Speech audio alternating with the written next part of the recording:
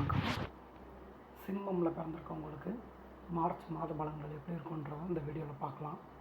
உங்கள் ராசி லக்னம் ரெண்டுக்குமே பார்த்துக்கோங்க.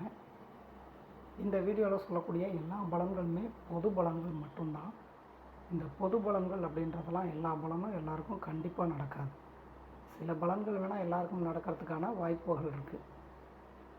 உங்கள் ஜாதகம் எப்படி இருக்குன்றதை பார்த்துக்கோங்க. இப்போ என்ன தசாபுத்தி நடக்குதுன்றதையும் பார்த்துக்கோங்க. ஜாதகப்படியான பலன்கள் தான் உங்களுக்கு முழுவதும் நடக்கக்கூடிய பலன்களாக இருக்கும்.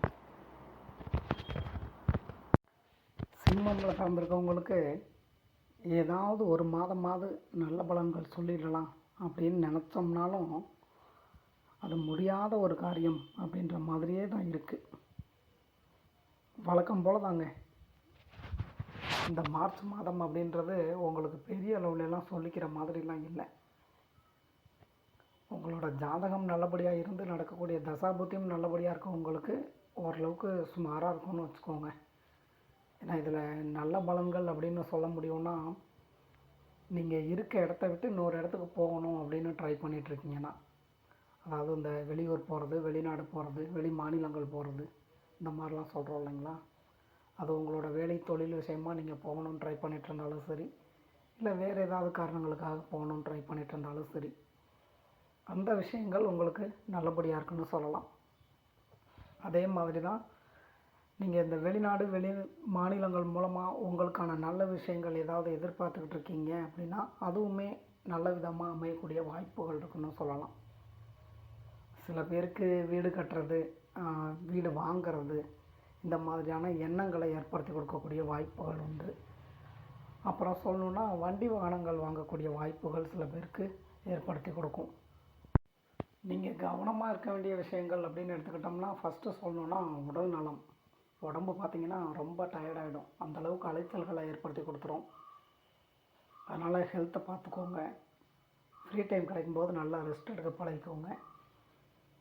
வண்டி வாகனங்களில் போகிறதெல்லாம் ஓவர் ஸ்பீட்லாம் வேண்டாங்க, நார்மல் ஸ்பீட்லேயே போங்க.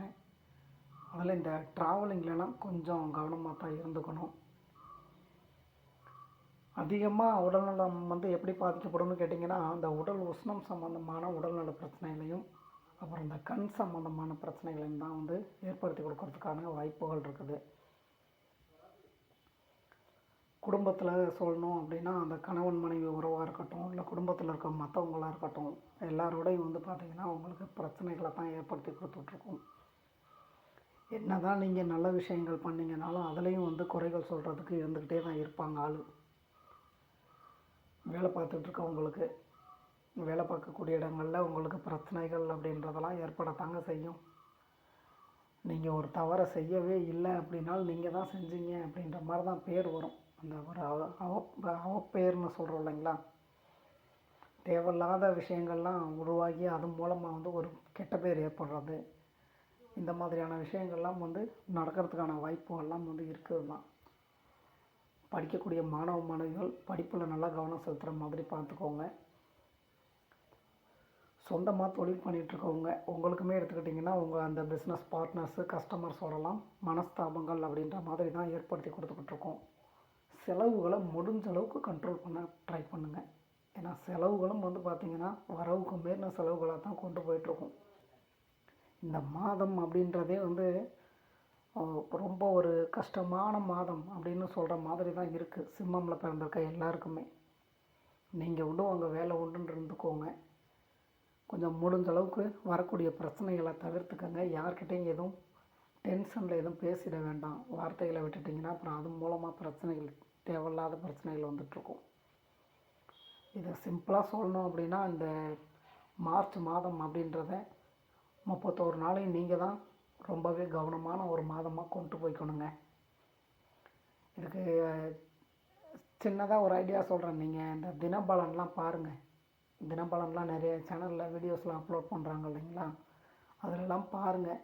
எந்தெந்த விஷயங்களில் கவனமாக இருக்க சொல்லியிருக்காங்களோ அந்தந்த விஷயங்களில் நீங்கள் கவனமாக இருந்துக்கிட்டிங்கனாலே அந்த நாளில் ஓரளவுக்காவது கொஞ்சம் மனசில் நிம்மதி அப்படின்ற ஒரு விஷயத்தை கொண்டு வந்துக்கலாம். உங்களுக்கு பிடிச்ச தெய்வங்களை தொடர்ந்து வழிபட்டுட்டு வாங்க. உங்களுக்கு இருக்கக்கூடிய பிரச்சனைகளாவது அந்த தெய்வமாவது கொஞ்சம் கொஞ்சமாக குறைச்சி போகட்டும்.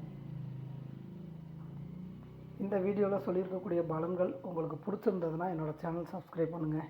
நீ என்ன பலன் சொல்லிவிட்டு இதுக்கு வந்து நான் சப்ஸ்கிரைப் வேறு பண்ணணுமான்னு கேட்காதீங்க தயவு செஞ்சு. நல்ல பலன் சொல்லலாம் தாங்க நினைக்கிறேன். ஆனால் ஒரு மாதம் கூட ஒரு சூப்பராக இருக்குது அப்படின்னு சொல்கிற மாதிரி அமைய மாட்டேங்குது.